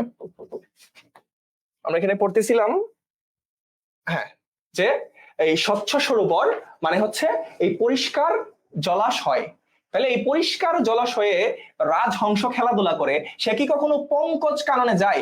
পঙ্কজ মানে হচ্ছে কাদা, কাদা, ঠিক আছে, আমরা কাদা মাটি বলি না, কাদা, কাদা শেওলা, কাদা শেওলা এগুলা, হ্যাঁ। মানে এখানে আবার উদাহরণ দিতেছে, আবার এক্সাম্পল দিতেছে মেঘনাদ, যে রাজহাঁস সে কিন্তু পরিষ্কার পানিতে মানে পরিষ্কার জলাশয়ে খেলাধুলা করে, সাঁতার কাটে, সে কি কখনো এই কাদা শেওলাতে যায়? সে কি কখনো ময়লা আবর্জনাতে যায়? এটা বোঝাচ্ছে। তাহলে পঙ্কজ কানন মানে হচ্ছে কাদা শেওলাযুক্ত পচা পানি, হ্যাঁ। আর স্বচ্ছ সরোবর মানে হচ্ছে পরিষ্কার জলাশয়, পরিষ্কার পুকুর। তাহলে পরিষ্কার পুকুরে রাজহংস খেলাধুলা করে বা সাঁতার কাটে, সে কখনো কিন্তু পঙ্কজ কারণে যায় না, ময়লা আবর্জনাতে যায় না। এটা বোঝাচ্ছে কাকে? কাকে বোঝাচ্ছে? বিভীষণকে বোঝাচ্ছে। তারপর দেখো, যাই কি সে কভু প্রভু পঙ্কিল সলিলে। পঙ্কিল সলিল মানে ওই যে একটু আগে যেটা বললাম, এখানে পঙ্কিল সলিল মানে হচ্ছে এই কাদা শেওলাযুক্ত পানি, কাদা শেওলাযুক্ত পানি বা জলাশয়। তাহলে এই কাদা শেওলাযুক্ত পানি বা জলাশয় কি সে কখনো যায়? রাজহাঁস কি কখনো যায়? রাজহাঁস দেখবা সবসময় পরিষ্কার পানিতে থাকতে চায়, সে কখনো ময়লাতে যায় না। এটা উদাহরণ দিয়ে বুঝাচ্ছে বিভীষণকে, এটা উদাহরণ দিয়ে মেঘনাদ বুঝাচ্ছে। তারপর চলো দেখি, শৈবাল দলের ধাম, ওই যে শৈবাল দলের ধাম, একই কথা বললাম, কাদা শেওলা। এখন চলো এখানে দেখি যে মৃগেন্দ্র কেশরী কবে হে বীর কেশরী সম্ভাসে শ্রীগালে। মৃগেন্দ্র কেশরী মানে সিংহ, এই মৃগেন্দ্র কেশরী মানে হচ্ছে এখানে সিংহ, সিংহকে বলা হচ্ছে মৃগেন্দ্র কেশরী। সিংহ সে হচ্ছে বীর কেশরী মানে পশুদের রাজা। সিংহকে, এই বীর কেশরী মানে পশুদের রাজা, পশুরাজ। এই বীর কেশরী হচ্ছে পশুরাজ, সিংহ হচ্ছে পশুরাজ না? পশুদের রাজা না সিংহ? আমরা পড়ছি না আগে? তাহলে এই মৃগেন্দ্র কেশরী বা পশুরাজ সিংহ সে কি কখনো শ্রীগাল, শ্রীগাল মানে কি এই যে শিয়াল, সে কি কখনো শিয়াল রে সালাম দেয়? শিয়াল রে কুর্নিশ করে? সিংহ কি কখনো শিয়াল রে কুর্নিশ করে? এটা এক্সাম্পলটা কাকে দিচ্ছে? মেঘনাদ বিভীষণকে দিচ্ছে। কারণ মেঘনাদরা হচ্ছে রাক্ষস, তারা হচ্ছে শ্রেষ্ঠ বংশের, তারা কি ক্ষুদ্র মানুষ, তাকে গিয়ে সম্ভাষণ করবে, তাকে গিয়ে কুর্নিশ করবে? এটা বুঝাইতেছে মেঘনাদ, তার চাচার এটা বুঝাইতেছে। দেখেন শিয়ালকে কি কখনো সিংহ ইয়ে করে, কুর্নিশ করে, মাথা নিচু করে? শিয়ালের কাছে কি কখনো সিংহ মাথা নিচু করে? আপনি তো রাক্ষসদের শ্রেষ্ঠ, আপনি কিভাবে একটা ছোট্ট মানুষের কাছে মাথা নিচু করতেছেন? এক্সাম্পল দিয়ে বোঝাচ্ছে মেঘনাদ, তার চাচাকে এক্সাম্পল দিয়ে এগুলা বোঝাচ্ছে। তারপর চলো দেখি কাহিনী কি হয়েছে। তারপর দেখো, তারপর সে বলতেছে যে এই এই তাহলে এই মৃগেন্দ্র কেশরী সে কি শিয়ালকে মিত্র ভাবে, বন্ধু ভাবে? শিয়াল রে কি কখনো সিংহ বন্ধু ভাববে? এই যে মিত্র মানে কি বন্ধু, সিংহ কি কখনো শিয়ালের বন্ধু হয়? কখনোই হয় না। তারপর চলো দেখি আবার কি বলতেছে মেঘনাদ বিভীষণকে, আরো কি বলতেছে এটা দেখি চলো। অজ্ঞ দাস বিজ্ঞতম তুমি, বলতেছে মেঘনাদ বিভীষণকে বলতেছে যে আমি অজ্ঞ, আমি স্বীকার করতেছি আমি অজ্ঞ, কিন্তু আপনি তো বিজ্ঞ একজন মানুষ, আপনি তো বিজ্ঞ, আপনি তো বিজ্ঞ, হ্যাঁ। যে অবিদিত নহে কিছু তোমার চরণে, এখানে অবিদিত মানে হচ্ছে অজানা, আপনার কাছে তো কিছুই অজানা না, আপনি তো সবকিছু জানেন। তাহলে নহে কিছু তোমার চরণে, হ্যাঁ, অবিদিত নহে কিছু তোমার চরণে, এখানে চরণ মানে হচ্ছে তোমার কাছে, নিকটে। আপনার কাছে বা আপনার নিকটে তো কিছুই অজানা, আপনি তো সবকিছু বুঝেন এবং জানেন। ক্ষুদ্রমতি নর, এই ক্ষুদ্রমতি নর মানে হচ্ছে ছোট মনা লোক। ক্ষুদ্রমতি মানে একদম ছোট্ট মানুষ, মানে তার মন মানসিকতা ছোট, মন মানসিকতা ছোট একজন মানুষ। ক্ষুদ্রমতি নর সুর, সে যদিও ক্ষুদ্র, মানে যদিও সে ছোট মন মানসিকতার, তবে তার শক্তি আছে। কার শক্তি আছে? এই লক্ষণ। লক্ষণ হচ্ছে একটা থার্ড ক্লাস মানুষ, আমরা বলি না যে হচ্ছে একটা থার্ড ক্লাস মানুষ, হ্যাঁ, সে হচ্ছে একটা নিচু শ্রেণীর মানুষ। কেন নিচু শ্রেণীর মানুষ সেই এক্সাম্পল এখন দিচ্ছে, দেখো কেন সে নিচু শ্রেণীর মানুষ, এটা এখন সে দেখবে। নহিলে অস্ত্রহীন যোধে কি সে সম্মুখে, মানে কি, ওই যে নিকুম্বিলা যজ্ঞাগারে মেঘনাদ কি করতেছিল? পূজা করতেছিল, অগ্নি দেবতা বা বৈষ্ণবের পূজা করতেছিল। ওই পূজারত অবস্থায় মেঘনাদের কাছে তো অস্ত্র ছিল না। এখন লক্ষণ কি করছে? এই অস্ত্র ছাড়াই মেঘনাদের সাথে যুদ্ধ করতে চাইছে। এই কথাটা এখানে বলতেছে যে নহিলে অস্ত্রহীন যোধে কি সে সম্মুখে, হ্যাঁ, অস্ত্রহীন যোধে কি সে সম্মুখে, এখানে যোধে মানে যুদ্ধ, যুদ্ধ করতে চাইতেছে। এই সম্মুখে মানে আহ্বান করতেছে কাকে? মেঘনাদকে লক্ষণ আহ্বান করতেছে চলো যুদ্ধ করি, কিন্তু মেঘনাদের কাছে কোনো অস্ত্র নাই। এই যে অস্ত্র ছাড়া একটা মানুষের সাথে যুদ্ধ করতে চাচ্ছে, একজনের সাথে যুদ্ধ করতে চাচ্ছে, এটা কিন্তু একটা ছোট মন মানসিকতার পরিচয় বহন করতেছে। কে? লক্ষণ। এখন দেখো, কহ মহারথী, একই মহারথী প্রথা। এই মহারথী মানে হচ্ছে বীর, বীর যোদ্ধা। এই বীর যোদ্ধা, এই মহারথী প্রথা মানে কি? যে বীরদের প্রথা। বীররা কি কখনো অস্ত্রহীন কারোর সাথে যুদ্ধ করে? অবশ্যই সমানে সমানে যুদ্ধ করবে। এখন যদি মেঘনাদের কাছে অস্ত্র থাকতো, তাহলে এটা যুদ্ধটা কি মহারথী প্রথা হইতো, মানে বীরদের মতো যুদ্ধ হইতো। কিন্তু অস্ত্র ছাড়াই লক্ষণ বলতেছে যে যুদ্ধ করতে যাচ্ছে মেঘনাদের সাথে। এই জন্য কাহিনী কি হয়েছে দেখো, নাহি শিশু লঙ্কাপুরে শুনি না হাসিবে এ কথা। এই লঙ্কাপুর মানে তাদের হচ্ছে রাক্ষসপুরী, হ্যাঁ। তো এই যে মেঘনাদকে লক্ষণ যুদ্ধ করতে চাচ্ছে, মেঘনাদের সাথে লক্ষণ যুদ্ধের আহ্বান, লক্ষণ মেঘনাদকে যুদ্ধের আহ্বান করছে উইদাউট এনি কি উইপেন, কোনো অস্ত্র, কোনো অস্ত্র ছাড়াই সে যুদ্ধের জন্য আহ্বান করছে। এই কথা শুনে ওদের এই রাক্ষসপুরী বা লঙ্কাপুরীতে যত বাচ্চা শিশু আছে সবাই হাসবে, সবাই হাসবে। এটা কোনো কথা হইলো? অস্ত্র ছাড়া তাকে যুদ্ধ করতে পাঠিয়ে দিছে, অস্ত্র ছাড়া তাকে যুদ্ধের আহ্বান জানাচ্ছে। এই কথাটাই বলছে যে নাহি শিশু লঙ্কাপুরে শুনি না হাসিবে এ কথা। এখন মেঘনাদ আবার তার চাচারে বলতেছে, ছাড়ো পথ, আসিব ফিরিয়া এখনই, দেখিব আজি কোন দেব বলে বিমুখে সমরে মুরে সৌমিত্রী কুমতি। একটু আগে আমরা তোমাকে ফার্স্ট স্লাইড দিয়ে পড়াইছি যে সৌমিত্রী কুমতি মানে হচ্ছে লক্ষণের কথা বলতেছে, মানে সুমিত্রার ছেলে, সুমিত্রার ছেলে। তাহলে লক্ষণের মায়ের নাম কি? সুমিত্রা। একটু আগে আমরা পড়েছি যে সুমিত্রার দুই ছেলে রাম এবং লক্ষণ। তাহলে সৌমিত্রী কুমতি হচ্ছে এই সুমিত্রার একটা খারাপ ছেলে লক্ষণ, ঠিক আছে। এখন কি বলতেছে যে ছাড়ো দ্বার, আসিব ফিরিয়া এখনই। ওই যে নিকুম্বিলা যজ্ঞাগারের দরজা আটকে রাখছে কে? বিভীষণ আটকে রাখছে।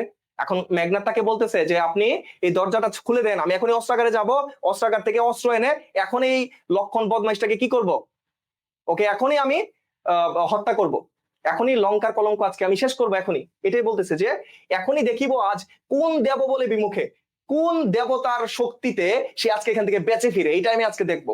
হ্যাঁ, কোন দেব বলে বিমুখে সমরে মোরে সৌমিত্রী কুমিতি। সুমিত্রার ছেলে আজকে কোন দেব বলে, কোন দেবতার আশীর্বাদে সে আজকে বাঁচে, আমি এটা দেখবো আজকে। আপনি দরজা খুলে দেন, আমি এখনই অস্ত্র এনে ওকে হত্যা করব। এই হচ্ছে কাহিনী। এটা কাহিনী বলতেছে কাকে বলতেছে? মেঘনাদ হচ্ছে বিভীষণকে বলতেছে। তারপর দেখো কি বলতেছে যে দেব দৈত্য রণ নর রণে। তাহলে দেব দৈত্য, এই নর মানে হচ্ছে মানুষ, নর মানে হচ্ছে মানুষ, মানে দেবতা দৈত্য এবং মানুষের যুদ্ধ, এই তিনটা যুদ্ধই একসাথে স্বচক্ষে দেখেছে রাবণ। এই দৈব দৈত্য নর রণ মানে দেবতা এবং হচ্ছে তোমার দৈত্য এবং মানে হচ্ছে মানুষ। তো তিন ক্যাটাগরির এখানে যে মানুষ রয়েছে, তাদেরকে, তাদের যে যুদ্ধ ছিল সেই যুদ্ধ স্বপক্ষে কি করছে? স্বচক্ষে দেখছে রক্ষশ্রেষ্ঠ। মানে রাবণ কিন্তু তিন ধরনের যুদ্ধই দেখছে, দেবতা বনাম মানুষের যুদ্ধ দেখছে, আবার দৈত্য বনাম মানুষের যুদ্ধ দেখছে, আবার দেবতা দৈত্য মানুষ তিন শ্রেণীরই যুদ্ধ রাবণ দেখছে। এই কথাটা বলতেছে কে? বলতেছে এটা কিন্তু মেঘনাদ বলতেছে। কাকে উদ্দেশ্য করে বলতেছে? বিভীষণকে উদ্দেশ্য করে বলতেছে। তারপর দেখো আমরা দেখি যে পরাক্রম দাসের কি দেখি, পরাক্রম দাসের কি দেখি। এই যে এই পরাক্রম দাসের এখানে লক্ষণের কি আছে বোঝাচ্ছে। এই পরাক্রম দাস মানে হচ্ছে এখানে লক্ষণকে বোঝাচ্ছে। তো লক্ষণের ভিতরে কি আছে, লক্ষণের কি শক্তিটা আছে ওরে দেখে আপনি ভয় পাইতেছেন? লক্ষণের কি শক্তি আছে ওরে দেখে আপনি ভয় পাচ্ছেন? এটা বলতেছে যে পরাক্রম দাসের কি দেখি ডরিবে এ দাস হেন দুর্বল মানবে। আরে লক্ষণের মতো একটা দুর্বল মানুষ, তার কি আছে, তার কি দেখে আপনি ভয় পাচ্ছেন? কে বলতেছে এটা? মেঘনাদ তার চাচা বা বিভীষণকে বলতেছে, বিভীষণকে লক্ষ্য করে এই কথাটা বলতেছে। তারপরে দেখো, নিকুম্বিলা যজ্ঞাগারে প্রগলভে, এই প্রগলভ শব্দটা হচ্ছে নির্ভয়ে পশিল। এই পশিল মানে হচ্ছে প্রবেশ করেছে, এই পশিল মানে প্রবেশ করেছে, ঠিক আছে, প্রবেশ করলো। হ্যাঁ, একদম নির্ভয়ে প্রবেশ করলো। কোথায় প্রবেশ করছে? এই যে নিকুম্বিলা যজ্ঞাগার, একটু আগে আমি দেখাইলাম নিকুম্বিলা যজ্ঞাগারে মেঘনাদের সাথে বিভীষণের কথাবার্তা হচ্ছে। পুরা কথাবার্তাটি কিন্তু হচ্ছে নিকুম্বিলা যজ্ঞাগারের ভেতরে, তাই না? তো এই নিকুম্বিলা যজ্ঞাগারে প্রগলভে পশিল দম্ভী, এই দম্ভী মানে দম্ভ অহংকার নিয়ে লক্ষণ এই নিকুম্বিলা যজ্ঞাগারে প্রবেশ করে ফেললো। তারপর কি হয়েছে? আজ্ঞা করো মানে আদেশ করেন দাসে। এই দাসে মানে মেঘনাদ তার নিজেকে বলতেছে যে আজ্ঞা করো দাসে শাস্তি নরাধমে। এই নরাধম মানে কি? নর অধম। এই নর অধম মানে হচ্ছে লক্ষণের কথা বলতেছে। এই যে একটা অধম মানুষ, ওরে আজকে আমি শাস্তি দিব, আমাকে আপনি আজ্ঞা করুন। মেঘনাদ বিভীষণকে বলতেছে যে আপনি আমাকে আজ্ঞা করুন, এই নরাধমটাকে আজকে আমি শাস্তি দিব। তারপর চলো মেঘনাদ কি বিভীষণ কি বলতেছে সেটা আমরা একটু দেখার চেষ্টা করি। আচ্ছা, তারপর সে আরো বলতেছে, মেঘনাদ বিভীষণকে লক্ষ্য করে আরো বলতেছে, তব জন্মপুরে তাথ পদার্পণ করে বনবাসী। তাহলে তব জন্মপুরে মানে এই যে বিভীষণ, মেঘনাদ, রাবণ, শূর্পণখা, কুম্ভকর্ণ, তাদের সবার জন্মভূমিতে এই লক্ষণ প্রবেশ করে ফেললো। এই পদার্পণ মানে কি? পায়ের ছাপ ফেললো। এটা তো আসলে সহ্য করা যায় না। নিজের মাতৃভূমিতে এরকম ক্ষুদ্র প্রকৃতির মানুষ প্রবেশ করছে, এটা তারা সহ্য করতে পারতেছে না। মেঘনাদ সেটা সহ্য করতে পারতেছে না। এটা আবার বলতেছে তার চাচাকে যে হে বিধাত নন্দন কাননে, হে বিধাত নন্দন কাননে, মানে এই মেঘনাদের যে রাজ্যটা সেটা হচ্ছে স্বর্গের উদ্যান। এই সেই স্বর্গের উদ্যানে এই লক্ষণের মতো একটা দৈত্য প্রবেশ করছে। দৈত্য প্রবেশ করছে মানে বোঝাচ্ছে যে একটা মানে একদম বাজে প্রকৃতির একজন মানুষ প্রবেশ করছে, বাজে প্রকৃতির একটা শত্রু প্রবেশ করে ফেললো আমাদের এই নন্দন কানন বা আমাদের এই স্বর্গের বাগান। আমাদের এই স্বর্গের বাগানে একটা দৈত্য প্রবেশ করলো, আপনি সেটা সহ্য করছেন? এটা আবার মেঘনাদ বিভীষণকে বলতেছে। তারপর দেখো এখানে আবার কি বলতেছে, তারপর বলতেছে যে ভ্রমে দুরাচার দৈত্য, হ্যাঁ, যে হে বিধাতা নন্দন কাননে ভ্রমে দুরাচার দৈত্য। এখানে দুরাচার দৈত্য বলতে এখানে রাম লক্ষণকে বোঝাচ্ছে। তারপর দেখো কি আসছে, যে প্রফুল্ল কমলে কীটবাস। প্রফুল্ল প্রফুল্ল কমল মানে হচ্ছে ফুটন্ত পদ্মবনে কীটের বাস। এই প্রফুল্ল কমল, প্রফুল্ল মানে হচ্ছে ফুল ফুটে থাকে। প্রফুল্ল কমলে, এখন একটা ফুটন্ত ফুল, একটা ফুল ফুটেছে, এই ফুটন্ত ফুলে যদি তুমি ফুলটা হাতে নাও, নিয়ে যদি দেখো একটা কীট বসে আছে, মানে একটা পোকা বসে আছে। এই কীট মানে হচ্ছে পোকা। তো একটা ফুলের ভেতরে যদি তুমি একটা পোকা পাও, কেমন লাগবে তোমার? ঘেন্না লাগবে না? একটা ফুলে যদি তুমি পোকা পাও তাহলে তোমার ঘেন্না লাগবে না? তো এটাই বলতেছে যে ওদের স্বর্গের একটা রাজ্য, তাই না, এত সুন্দর স্বর্গের মতো ওদের একটা রাজ্য, ওই রাজ্যতে যে রাম লক্ষণ প্রবেশ করছে, এটা ওর কাছে মনে হচ্ছে ফুলের মধ্যে কতগুলা পতঙ্গ বসে আছে।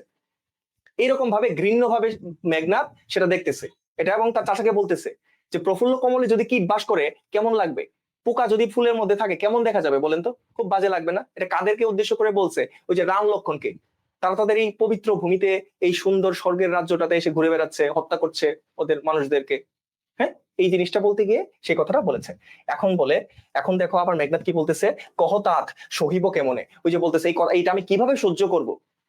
এরকম দৈত্য ঘুরতেছে আমাদের এই বাগানে, এই প্রফুল্ল কমলে এইভাবে ঘুরতেছে, এটা আমি কিভাবে সহ্য করবো চাচা, আপনি বলেন। হ্যান অপমান আমি, এই অপমান আমি কিভাবে সহ্য করব সেটা আপনি বলেন। হ্যাঁ, আমি ভাতৃপুত্র তব, আমি তো আপনার ভাইয়ের ছেলে, আমি তো আপনার ভাইয়ের ছেলে, আমি এটা কেমনে সহ্য করব? এই কথাটাই বলতেছে। তুমিও হে রক্ষমণি, তুমিও হে রক্ষমণি, এই রক্ষমণি হচ্ছে বিভীষণ। মানে মেঘনাদ তার চাচাকে আরো বলতেছে, তুমিও চাচা কিভাবে সহ্য করতেছো এটা? চাচা তুমিও কিভাবে এটা সহ্য করতেছো? এরকম দুরাচারী দৈত্য ঘুরতেছে, হ্যাঁ, আমাদের এই সুন্দর বাগানের মতো একটা স্বর্গের মতো একটা রাজ্য, এটাতে এই দৈত্যগুলা ঘুরতেছে, এই শত্রুগুলা ঘুরতেছে, তুমিও এটা কিভাবে সহ্য করতেছো? আমি তো তোমার ভাইয়ের ছেলে, আমি তো সহ্য করতে পারতেছি না, তুমিও এটা কিভাবে সহ্য করছো? তাই না? এখানে দেখো আমরা এই মেঘনাথের দেশপ্রেম কি পরিমাণে সেটা আমরা দেখতে পাচ্ছি, তাই না? এটা আমরা পরবর্তীতে আবার আলোচনা করব যখন আমরা উদ্দীপকের জন্য পড়বো। আগে আমরা এটা বুঝি ভালো করে। এখন সে আবার এক্সাম্পল দিচ্ছে, দেখো কিভাবে মেঘনাদ আবার এক্সাম্পল দিয়ে বোঝাচ্ছে, মহামন্ত্র বলে যথা নম্র শির ফণি, ঠিক আছে, মহামন্ত্র বলে যথা নম্র শির ফণি।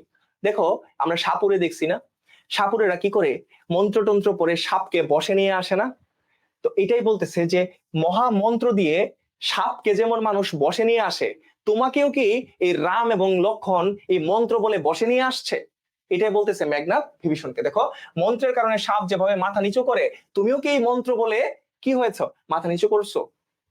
তারপর চলো কি হয়েছে কাহিনী। এখন এখন এত কথা যে বলছে মেঘনাদ, যে বিভীষণ রে এত কথা বলছে, এই কথা শুনে বিভীষণ একটু লজ্জা পাইছে। দেখো যে মলিন বদন লাজে, মলিন বদন লাজে, এই মলিন বদন লাজে উত্তরিলা রথী, এই কথা কে বলতেছে, এই কথা এখন বিভীষণ, এই অবস্থা হচ্ছে বিভীষণের। হ্যাঁ, বিভীষণের হচ্ছে এই মলিন বদন লাজে, একদম মলিন একটা মুখ নিয়ে লজ্জায় উত্তর দিচ্ছে এখন বিভীষণ। কি উত্তর দিচ্ছে চলো দেখি, কি উত্তর দিচ্ছে মেঘনাদকে, কি উত্তর দিচ্ছে। রাবণ অনুজ লক্ষ্মী রাবণ আত্মজে, মানে এই কথাটা কি বোঝাইছে দেখো, রাবণ অনুজ লক্ষ্মী রাবণ আত্মজে, রাবণ অনুজ মানে রাবণের ভাই বিভীষণ। তো বিভীষণ লক্ষ্মী মানে রাবণের ভাই, কাকে লক্ষ্য করে কথা বলতেছে, রাবণ আত্মজে, এই রাবণ আত্মজ মানে রাবণের ছেলেকে উদ্দেশ্য করে, মানে বিভীষণ তার ভাতিজা বা রাবণের ছেলে মেঘনাদকে উদ্দেশ্য করে এখন উত্তর দিচ্ছে। কিভাবে উত্তর দিচ্ছে, লজ্জায়, সে একটু লজ্জা পাইছে, এতগুলা কথা যে বলছে মেঘনাদ আসলেই তো লজ্জার মতো, কারণ সে তো বিশ্বাসঘাতকতা করছে তার জাতির সাথে, তার বংশের সাথে, তাই না। কি উত্তর দিচ্ছে চলো দেখি, যে নহি দোষী আমি, কে দোষী না, এই বিভীষণ কথাটা বলতেছে যে আমি দোষী না বৎস, নহি দোষী আমি বৎস, হে বৎস আমার কোনো দোষ নাই। কাহিনী কি, বৃথা বৎস মোরে, আমাকে শুধু শুধু তুমি বকাবকি করো না, আমাকে শুধু শুধু তুমি তিরস্কার করো না, আমি তো দোষী না। কে দোষী না, এই বিভীষণ বলতেছে যে আমি দোষী না। কেন দোষী না, দেখো, নিজ কর্ম দোষে হাই মজাইলা এ কনক লঙ্কা, এই মজাইলা মানে হচ্ছে বিপদগ্রস্ত করেছে, মানে রাবণ তার নিজের দোষেই তার এই রাজ্যটাকে বিপদে ফেলেছে। রাবণ নিজ দোষেই, রাবণ তার নিজের দোষের কারণেই এই লঙ্কা রাজ্যটাকে আজকে বিপদে ফেলছে। এটা কে বলতেছে, এটা এখন বিভীষণ মেঘনাদকে উদ্দেশ্য করে বলতেছে। বিভীষণ বলতেছে যে আমারে গালাগালি করো না, আমাকে তিরস্কার করো না, আমার কোনো দোষ নাই, তোমরা নিজের দোষেই বিপদে পড়ছো, এক কথাই এই কথাটা বলতেছে। হ্যাঁ, তারপরে দেখো মজিলা আপনি, মানে বিপদে পড়ছে, যেটা বললাম, তাহলে নিজেদের দোষেই, রাবণের নিজের দোষেই এই লঙ্কাপুরী আজকে বিপদে পড়ছে, এটা বিভীষণ মেঘনাদকে আবার বলতেছে। তারপর কি আসছে দেখি, বিরত সতত পাপে দেবকুল, দেবকুল মানে দেবতারা তো কোনো পাপ করে না, দেবতারা হচ্ছে পাপ মুক্ত, এই কথাটা কে বলতেছে, এই কথাটাও কিন্তু বিভীষণই বলতেছে। এখন কিন্তু কথাবার্তা বিভীষণ বলতেছে। হ্যাঁ, এতক্ষণ মেঘনাদ বিভীষণরে বা তার চাচাকে উদ্দেশ্য করে কথাবার্তা বলছে, এখন বিভীষণ তার ভাতিজাকে উদ্দেশ্য করে কথাবার্তা বলতেছে। দেখো যে দেবতারা সবসময় পাপ মুক্ত থাকে, দেবতাদের কোনো পাপ নেই। হ্যাঁ, এবে পাপপূর্ণ লঙ্কাপুরী, দেবতারা পাপ মুক্ত কিন্তু লঙ্কাপুরী আজকে পাপপূর্ণ, মানে এই যে রাবণের রাজ্য, এই যে মেঘনাদের রাজ্য, হ্যাঁ, ওদের রাজ্যটা আজকে পাপে পরিপূর্ণ, পাপে পরিপূর্ণ। হ্যাঁ, আসলে কেন পাপে পরিপূর্ণ, রাবণ হচ্ছে এই যে রামের ওয়াইফ যে সীতা ছিল তাকে কিন্তু অপহরণ করে নিয়ে আসছিল, এটা ছিল আসলে ব্যাকগ্রাউন্ডের কাহিনী, বাট এটা আমাদের বইয়ে নাই। আমরা এতটুকু জানি যে যে পাপপূর্ণ লঙ্কাপুরী, লঙ্কাপুরী আজকে পাপে পাপপূর্ণ। হ্যাঁ, প্রলয়ে যেমনি বসুধা ডুবিছে লঙ্কা এ কলিল কলল কালল সলিলে, দ্যাট মিনস প্রলয়ে যেমনি বসুধা, প্রলয় মানে কি, পৃথিবীতে যখন কিয়ামত হবে বা মহাপ্রলয় হবে, মানে পৃথিবীতে যখন কোনো একটা বড় সড়ো ঝড় আসবে বা বিশাল কোনো একটা বিপদ আসবে পৃথিবীতে, তখন যেমন পৃথিবী ধ্বংস হয়ে যাবে, একইভাবে লঙ্কাপুরীও সেভাবে ধ্বংস হয়ে যাচ্ছে। পৃথিবীতে যদি কখনো কেয়ামত আসে বা প্রলয় আসে, তখন পৃথিবী যেভাবে ধ্বংস হয়ে যাবে, একইভাবে লঙ্কাপুরীও সেম ভাবে কি হবে, ধ্বংস হয়ে যাবে। কি জন্য ধ্বংস হয়ে যাবে, কারণ লঙ্কাপুরীর মানুষ মানে রাবণ নিজেই পাপ করছে, তার পাপের কারণেই এই লঙ্কাপুরী আজকে ধ্বংস হয়ে যাবে। তারপর দেখো রাঘবের পদাশ্রয়ে রক্ষার্থে আশ্রয়ী, দেখো রাঘবের পদাশ্রয়ে, এখানে বিভীষণ মেঘনাদকে বলতেছে আমি রামের পায়ের নিচে আশ্রয় নিছি, মেঘনাদ বিভীষণকে বলতেছে রাঘবের পদাশ্রয়ে রক্ষার্থে আশ্রয়ী, বিভীষণ মেঘনাদকে বলতেছে যে আমি রামের পায়ের নিচে আশ্রয় নিয়ে নিজেকে রক্ষা করছি, তোমাদের কথা আমি আর জানি না, তোমরা পাপ করেছো তাই তোমরা ধ্বংস হয়ে যাবা। আমি এই যে রাঘব মানে এখানে রাম, এখানে রাঘব মানে এখানে রামের কথা বলতেছে, আর পদাশ্রয় মানে পায়ের নিচে, রাঘবের পায়ের নিচে, রাঘবের পায়ে সে আশ্রয় নিয়েছে। কে আশ্রয় নিয়েছে? বিভীষণ আশ্রয় নিয়েছে, এবং আশ্রয় নিয়ে সে নিজেকে রক্ষা করেছে। তারপর দেখো তেই আমি, হ্যাঁ এখানে তেই মানে হচ্ছে এজন্য, তেই আমি মানে তেই আমি মানে সে হচ্ছে নিজে রাঘবের পদাশ্রয়ে আশ্রয় নিয়েছে, এটা বোঝানোর জন্য তেই আমি কথাটা বলেছে। তেই মানে হচ্ছে এজন্য। এখন আসো পরদোষে চাহে মজিতে। কে পরদোষে, কে চাহে মজিতে? পরদোষ মানে এখানে রাবণের দোষ, কারণ অন্যায় বা অত্যাচার তো করছে রাবণ, রাবণ তো হচ্ছে পাপ পূর্ণ করছে লঙ্কাপুরীর। এখন বিভীষণ মেঘনাদকে উদ্দেশ্য করে বলতেছে যে আরেকজনের দোষে কে ভাই মরতে চায়, আরেকজনের দোষে কে ফাঁসতে চায় ভাই, ওইটা বলতেছে। হ্যাঁ, কে চাহে মজিতে মানে পরের দোষে কে বিপদে পড়তে চায়, এটা মেঘনাদকে উদ্দেশ্য করে বিভীষণ বলতেছে। তোমরা দোষ করেছো, তোমার বাবা দোষ করেছে, রাবণ দোষ করেছে, সে পাপ পূর্ণ করেছে লঙ্কাপুরীকে, তাই তোমরা ধ্বংস হয়ে যাবা, এবং আমি এই রামের পায়ের নিচে আশ্রয় নিছি, আমি তোমাদের দোষে ভাই মরতে পারবো না, বিপদে পড়তে পারবো না। এটা কে বলতেছে? এটা হচ্ছে এই বিভীষণ বলতেছে। কাকে? বিভীষণ মেঘনাদকে উদ্দেশ্য করে এই কথাগুলো বলতেছে। তারপরে চলো কাহিনী কি আসে আমরা যাই, তারপরে কাহিনী কি হয় আমরা একটু দেখি। এখন দেখো এই কথা শোনার পরে, এই কথা শোনার পরে মেঘনাদ ব্যাপক ক্ষেপা গেছে, একদম রাগে গেছে। রুশিলা রাগান্বিত হয়ে গেছে। বাসব ত্রাস, বাসবের ত্রাস যে, হ্যাঁ এখানে বাসব, বাসব ত্রাস কাকে বলা হচ্ছে? বাসব ত্রাস এখানে তোমার এই মেঘনাদকে বলা হচ্ছে। তাহলে এই মেঘনাদ এখন ব্যাপক রেগে গেছে। গম্ভীরে যেমনি নিশীথে, নিশীথে মানে তো আমরা জানি রাতে, নিশীথে মানে রাতে, আর অম্বরে মানে এখানে দেখো দেওয়া আছে আকাশ, হ্যাঁ রাতের আকাশে, মন্দ্রে, মন্দ্রে মানে আওয়াজে, জিমুতেন্দ্র কুপি মানে নিশীথে অম্বরে মন্দ্রে জিমুতেন্দ্র কুপি। তোমাকে বোঝায় জিনিসটা হচ্ছে, ধরো একদম গভীর রাত, এই রাতের আকাশে হঠাৎ করে যখন বিদ্যুৎ চমকায়া বজ্রপাত হয়, তখন একটা বিশাল শব্দ হয় না, প্রকট একটা শব্দ হয় না? তো এই শব্দটা বোঝাচ্ছে। এই শব্দটা কাকে উদ্দেশ্য করে বোঝাচ্ছে? মানে মেঘনাদকে। মেঘনাদ এমন ভাবে রেগে উঠছে, এই রাগটাকে তুলনা করা হয়েছে বজ্রপাতের বিশাল আওয়াজের সাথে, প্রকট আওয়াজের সাথে। গভীর রাতে যখন হঠাৎ করে বজ্রপাত হয়, যেমন প্রকট আওয়াজ হয়, এই সেম আওয়াজে রেগে উঠছে কে? মেঘনাদ রেগে উঠছে, বাসব ত্রাস রেগে উঠছে। এই কথাটা এখানে বলতেছে। তারপর দেখো কি হয়েছে, কহিল বীরেন্দ্র বলি। এই বীরেন্দ্র বলি কে? এই বীরেন্দ্র বলি কিন্তু সেই মেঘনাদ। মেঘনাদ আবার বলতেছে, ধর্মপথগামী হে রাক্ষস রাজানোজ। ধর্মপথগামী মানে ধর্মের অনুসারী যারা, ধর্মের অনুসারী যারা, তারা বলতেছে কি যে হে রাক্ষস রাজানোজ, রাক্ষস রাজের অনুজ। এই রাক্ষস রাজানুজ মানে হচ্ছে রাক্ষস রাজের অনুজ। রাক্ষস রাজ কে তোমরা বলো তো? রাক্ষস রাজ হচ্ছে রাবণ, রাক্ষস রাজ হচ্ছে রাবণ, আর রাবণের অনুজ হচ্ছে কে? বিভীষণ। এই রাবণের অনুজ হচ্ছে এই বিভীষণ। ওকে, এই বিভীষণ হচ্ছে রাবণের অনুজ। মানে এখানে বিভীষণকে উদ্দেশ্য করে বলতেছে কি, বিখ্যাত জগতে তুমি, তুমি জগতে বিখ্যাত, তুমি বিখ্যাত, তো কোন ধর্ম মতে কহ দাসে শুনি। তুমি তো বিখ্যাত, এখন তুমি কোন ধর্মের মতে তুমি হচ্ছে দাসকে এই কথা বলতেছো? দাসকে তুমি হচ্ছে দাসের পায়ের নিচে তুমি আশ্রয় নিতেছো, কোন ধর্ম মতে তুমি দাসের পায়ের নিচে আশ্রয় নিচ্ছ? এই কথা কে বলতেছে বলতো? এই কথা কিন্তু মেঘনাদ বলতেছে। সে তখন রেগে গেছে। বিভীষণ যখন বলছে যে তোমরা পাপ পূর্ণ করছো নিজেদের কৃতকর্মে, রাবণ তার পাপের জন্যই আজকে লঙ্কাপুরীকে ধ্বংস করে দিছে, রাবণের পাপের জন্যই আজকে লঙ্কা ধ্বংস হয়ে যাচ্ছে, এই কথা বলার পরে বিভীষণকে তারও বলছে যে আমি হচ্ছে ওই রামের পায়ের নিচে আশ্রয় নিছি, নিয়ে আমি নিজের রক্ষা করছি, তোমরা ধ্বংস হও তোমাদের বিপদে, তোমরা তোমাদের জন্য বিপদ ঘটাইছো, আরেকজনের বিপদে আমি নিজেকে বিপদগ্রস্ত করতে চাই না, তোমাদের বিপদে আমি ফাঁসতে চাই না। এই কথা শুনে কি হয়েছে, মেঘনাদ ব্যাপক রেগে গেছে। তার রাগটা কেমন ছিল, একদম গভীর রাতে যখন হঠাৎ করে বিদ্যুৎ চমকায় এবং বজ্রপাত হয়, তখন যেমন শব্দ হয়, ওই রকম শব্দে মেঘনাদ রেগে উঠছে। রেগে উঠে বলছে যে কোন ধর্ম মতে তুমি এই কথাটা বলো, তুমি তো শ্রেষ্ঠ, তোমার তো বংশ শ্রেষ্ঠ, তুমি কোন ধর্ম মতে এই কথা তুমি বলো, এটা বলতেছে। এ শিক্ষা, এই সম্পর্ক ছিন্নের শিক্ষা, তাই না?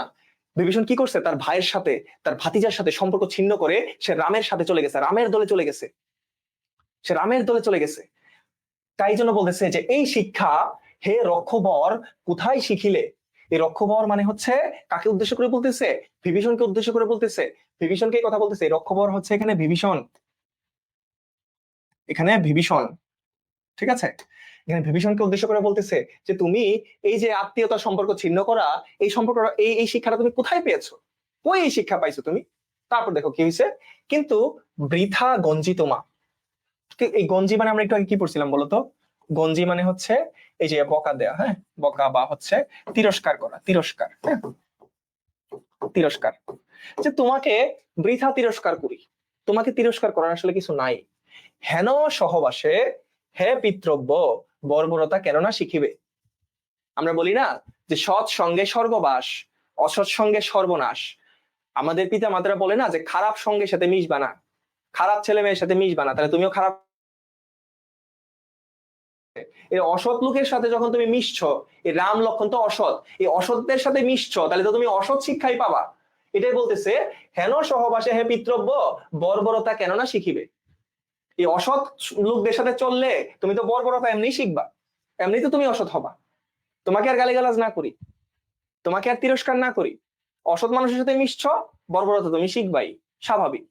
কষ্ট পেয়ে মেঘনাদ এই কথাগুলো বলতেছে। তারপরে বলতেছে যে গতি যার নিজ সহ নিজ সে দুর্মতি। দেখবা এই ধরনের প্রশ্ন প্রায় খ নম্বর প্রশ্নে আসে।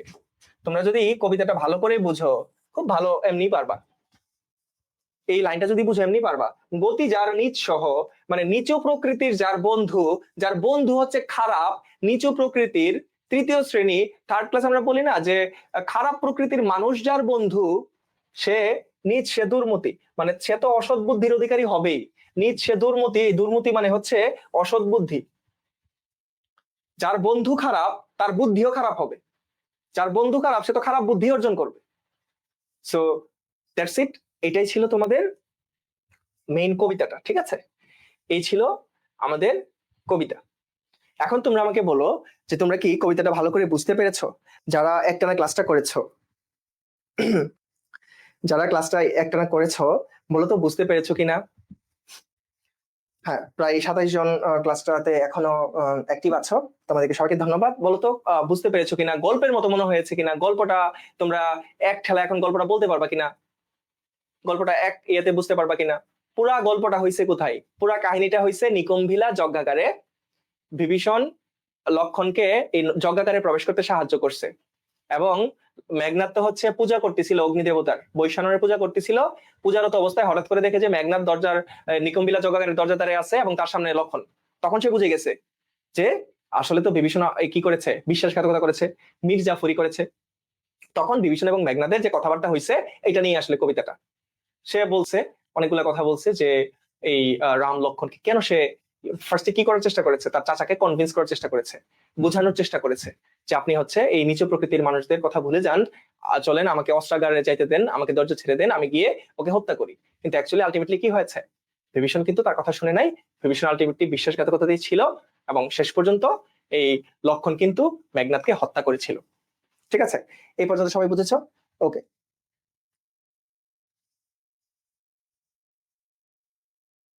ওকে, থ্যাংক ইউ ভেরি মাচ। তোমরা খুব ভালোভাবে এটা বুঝেছো। চলো এখন এই কবিতার আসলে আরো কিছু জিনিস আমরা জেনে নেই। তোমরা এটা আসলে পড়ে নিবা।